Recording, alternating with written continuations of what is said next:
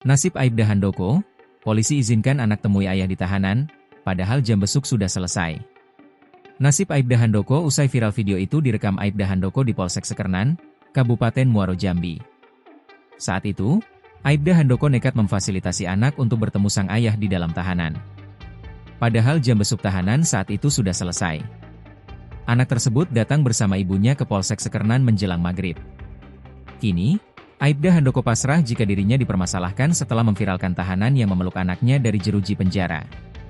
Aibda Handoko yang saat itu sedang berada di kantor, akhirnya memutuskan keluarga itu bertemu. Sang anak akhirnya berpelukan dengan bapaknya, meski terhalang jeruji sel.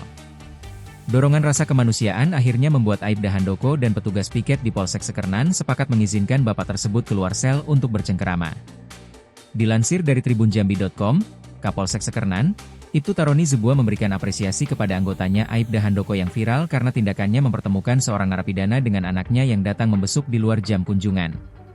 Aksi Handoko terekam dalam sebuah video yang memperlihatkan momen haru bocah laki-laki memeluk dan tertidur di pelukan sang ayah di ruang tahanan Polsek Sekernan, Kabupaten Muaro Jambi. Menurut Taroni, tindakan yang dilakukan anggotanya itu adalah bentuk spontanitas dan empati seorang polisi yang memahami kondisi masyarakat. Pada prinsipnya kami ditugaskan untuk memberikan pelayanan secara profesional dan tetap menjunjung tinggi hak asasi manusia, ujarnya, Senin, 13 Oktober 2025. Ia menegaskan selama situasi tetap terkendali dan sesuai prosedur, tindakan humanis seperti itu tidak menjadi masalah. Tidak ada permasalahan, hanya saja memang ada waktunya untuk besuk. Tapi apa yang dilakukan Aibda Handoko adalah hal yang natural, lahir dari rasa kemanusiaan, jelasnya.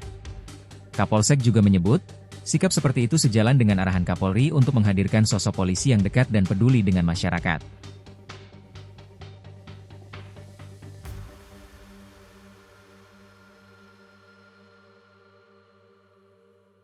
Download Tribun X sekarang, menghadirkan lokal menjadi Indonesia.